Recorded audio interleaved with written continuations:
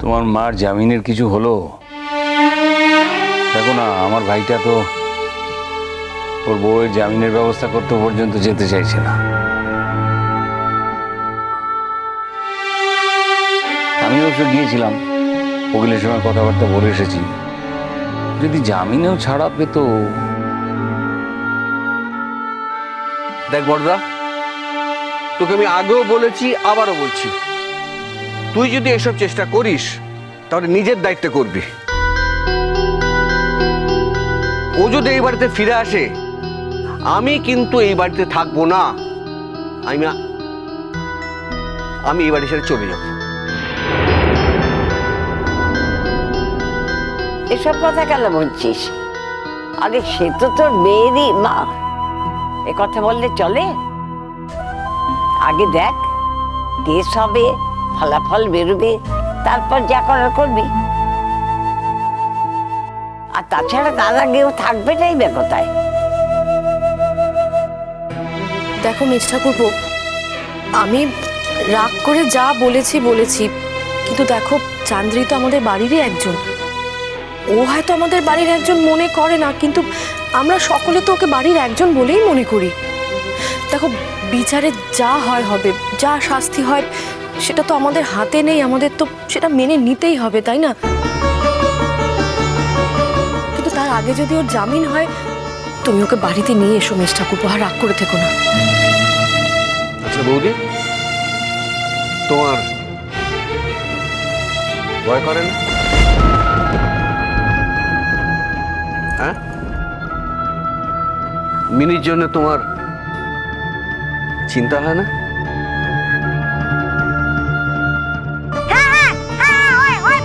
আমার খুব চিন্তা হয় আমার নিজের জন্য। বাবা, লালনকে যা করেছে, আমার তো আমার জন্য চিন্তা হয়। আমাকে যদি জোরম করে মেরে ফেলে, আমার ভয় হয় বাপু, আমার ভয় হয়। হ্যাঁ,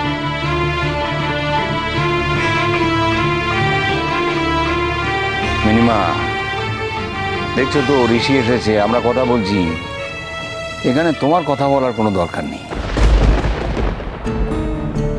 সত্যি কথা বললেই গায়ে ঝাল লাগে না? হ্যাঁ হ্যাঁ, নিজেরা যখন কথা বলছো সবাই মিলে, তার বেলা কিছু হচ্ছে না। হ্যাঁ, বেশি কথা বলে একেবারে। আচ্ছা বাবু, তুমি এখন একটু চুপ করে বসো। ঋষি এসছে তো, একটু চুপ করে বসো, কেমন? ঋষি, তুমি কিন্তু কিছু মনে করো না। না না, মনে করার কি আছে? আমার মাও তো একই অপরাধে অপরাধী। মনে করার কিছু নেই। আমি জানি না বিচারে কি হবে, বিচারক কি রায় দেবেন, তবে সন্তান হিসেবে আমার মা যে অপরাধ করেছে সেটা আমার কাছে প্রতিষ্ঠিত। আমি জানি আমার মা খুব খারাপ, কিন্তু আমি চাই যে একদিন আমার মা ভালো হয়ে সমাজের বুকে ফিরে আসুক, ভালো মানুষ হোক। সন্তান হিসেবে এটাই আমার দাবি। আমায় যদি কোর্টে ডাকে, বিচারক যদি আমাকে জিজ্ঞাসা করেন, তাহলে আমি বলবো আমি মায়ের সম্পর্কে যা যা জানি সবকিছু বলবো, আমি সবকিছু। কেঁদো না বাবা, কেঁদো না। আমি জানি আমাদের চড়ুইয়ের মনেও একই রকম ভাবে কষ্ট হচ্ছে। হাজার হোক নিজের মা তো, কারই বা ভালো লাগে নিজের মায়ের সম্পর্কে। জেঠুমনি, আসলে কি বলতো, ঋষি তো কোনোদিন কোনো অন্যায় করেনি, তাই ওর একদিক দিয়ে শান্তি যে ও যা করছে নিজের মায়ের জন্য করছে। কিন্তু আমার লড়াইটা দুই রকম। আমি ফাইট করছি নিজে ভালো হওয়ার জন্য, আবার ইচ্ছে হচ্ছে নিজের মাকে এক ভালো মা হিসেবে দেখবো। সেটা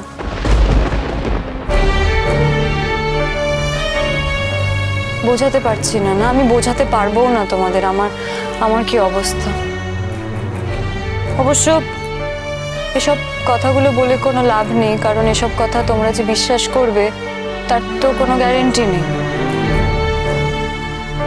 যদিও বিশ্বাস না করলেও আমার মনে করার কোনো জায়গা নেই, কারণ আমি তোমাদের বিশ্বাস কোনোদিন রাখতেই পারিনি।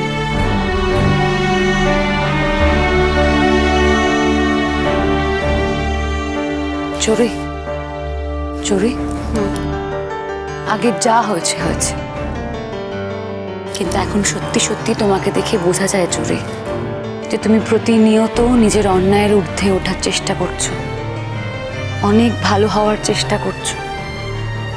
আর তাতে কিন্তু আগের থেকে তুমি নিজেও এখন অনেক বেশি ভালো আছো। তুমি সত্যি করে বলো।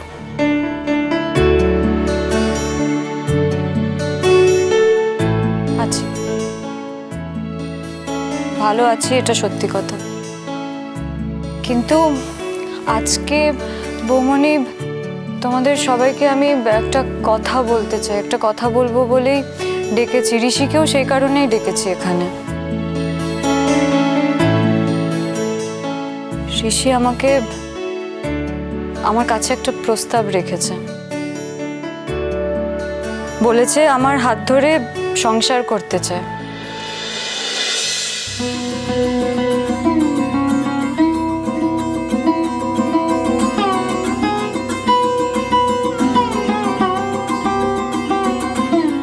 চড়ুই কি? এক সেকেন্ড। কিন্তু আমার এটাতে একটা প্রবলেম আছে, সেটা হচ্ছে ও তো জানে না আমি কিরম মানুষ, বলো। তা ও নিজের মাকে নিয়ে অলরেডি ভুগছে, আমি চাই না নিজের স্ত্রীকে নিয়েও সারা জীবন অশান্তিতে থাকুক, এটা আমি হতে দিতে পারবো না। আর ও জানে না আমি কি কি করেছি, তাই আমি তোমাদেরকে রিকোয়েস্ট করছি, প্লিজ। নিজের মুখে তো আর নিজে যা যা করেছি বলতে পারবো না, লজ্জা লাগছে। তোমরা বোঝাও, তোমরা বলো আমি কি কি করেছি, তাহলে হয়তো ও আর... ঠিক আছে, এখন তুমি একটু চুপ করো।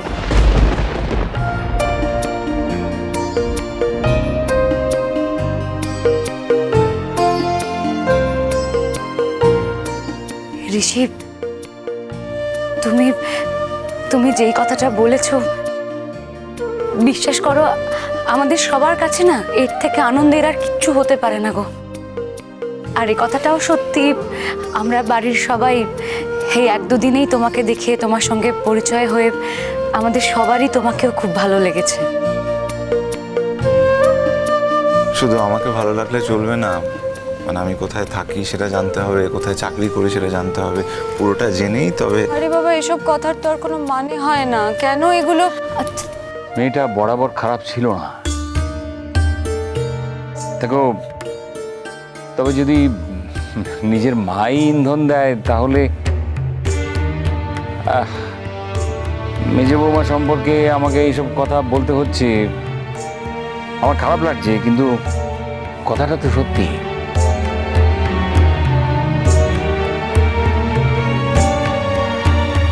দেখো, এই পৃথিবীতে সত্যি যেমন আছে তেমনি ন্যায়ও আছে। তা না হলে ঋষির মতো একটা ছেলে কি চোরের কপালে যুক্ত? চোরই অনেক অন্যায় করেছে জীবনে, তবে আমার মনে হচ্ছে তোমার মধ্যে এমন কিছু জাদুকাঠি আছে যার জন্য সে এখন অনেক পরিবর্তন হচ্ছে। আগের চড়ুই আর এখনকার চড়ুইয়ের অনেক তফাৎ। অনেকগুলো বছর পেরিয়ে এসছি তো, মানুষ আমি চিনি। সে মানুষ চেনার দৌলতেই তোমাকে কথাটা বললাম। আগের চড়ুইয়ের সঙ্গে এই চড়ুইয়ের কোনো মিলই নেই।